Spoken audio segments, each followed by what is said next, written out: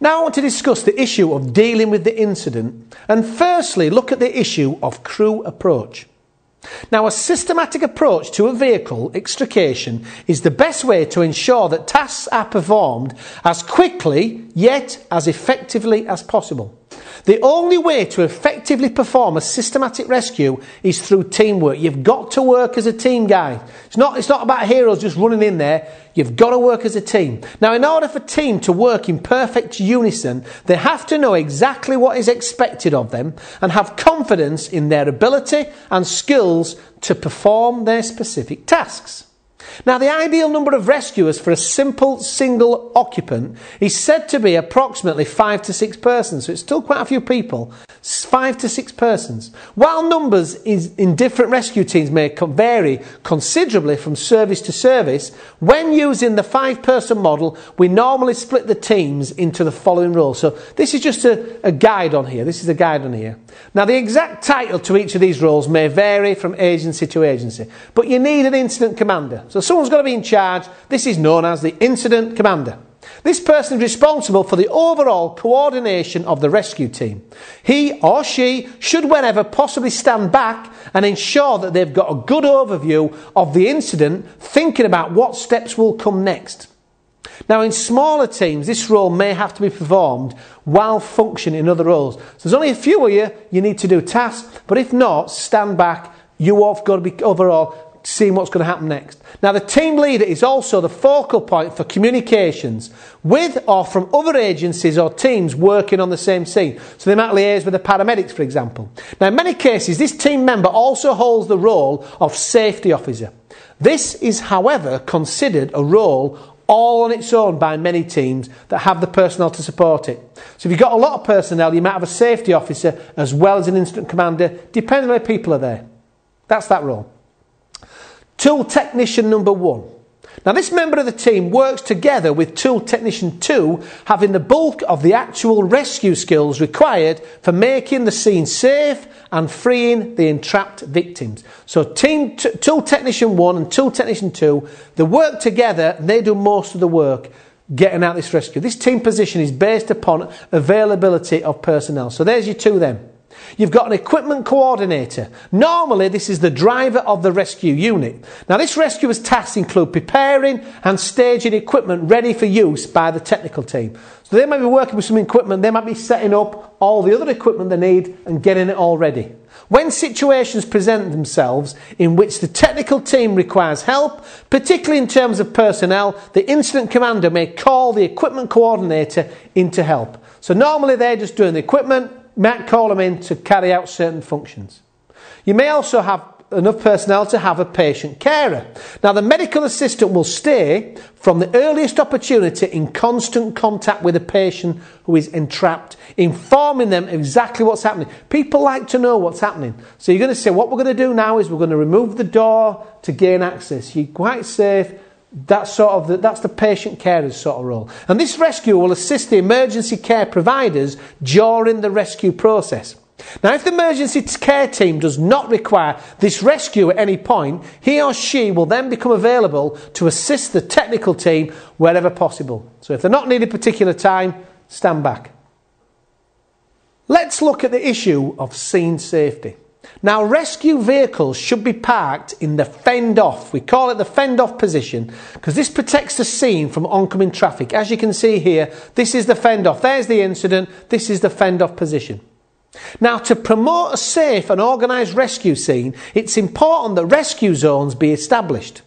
The first zone or sector, called the inner circle or action area, is an imaginary circle with a radius of approximately 2 to 3 metres or 6 to 10 feet around each vehicle involved, as you can see here.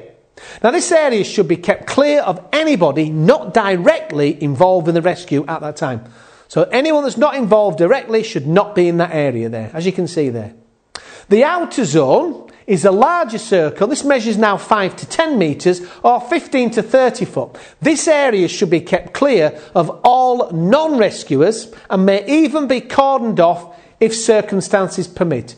Ideally, if you can, cordon it off to stop people coming in that area. That's one there. Now in the area bordering the inner circle, a tool staging area should be set up. So this is where you should set it up, as you can see. And in this way, everyone involved knows where to find the tools and they can keep the action clear, so the actual circle clear of equipment not being used. So this is where you should set up this tool staging area, as you can see there. A parts dump should be set up here, roughly here, where components removed from the vehicle during the rescue are placed, and they should be established just outside of the zone. So this is where you're removing the vehicle parts to. You should have fire protection equipment to hand when you approach the incident. Yeah, possibly an extinguisher, as you can see, hose reel or something. You should have some safety equipment. So it's very important to set up the scene safely. As you've gone through there, make sure you have those zones and you have the equipment to hand. Now I want to look at the initial approach. It's very important to ensure that you use a systematic approach to any rescue. So I'm going to go through the approach now, what it should involve. Let's look at the initial approach first. Now the objective is to make an assessment of the scene for any hidden hazards, making the vehicles involved safe to work in or around. So that's your approach to extrication. These are the steps which should be followed before beginning the extrication operations. First of all, wherever possible, the rescue team's approach should be made from the front of the vehicle involved. This ensures that any lucid patients in the vehicle are less likely to turn their necks to make contact with the approaching rescuers. If you're coming from the side, they might go, "Hello, I'm here." Turn, yeah? So that's one of the reasons why they say approach from the front. Once contact has been made with any patients inside, this contact should not be broken until management of the patient is handed over to the emergency medical services. You know, stabilising the neck. Once you've made contact, you do not leave that patient until you've been handed over to the emergency medical services. So don't start treating a casualty and then leave them to start shoring the vehicle up.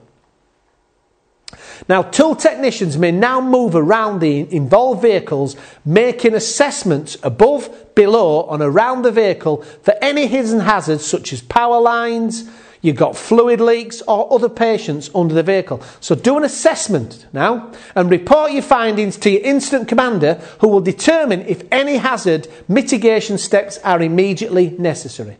Now, these are the steps which should be followed before beginning extrication operations.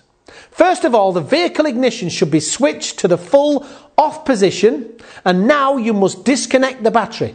Now when disconnecting the battery, you must remember to disconnect the negative terminal first. Negative first, as this reduces the chance of any sparks caused by inadvertently grounding the positive terminal. So you disconnect negative first. You must also remember to make use of electric windows, locks and seat options before disconnecting the power supply completely.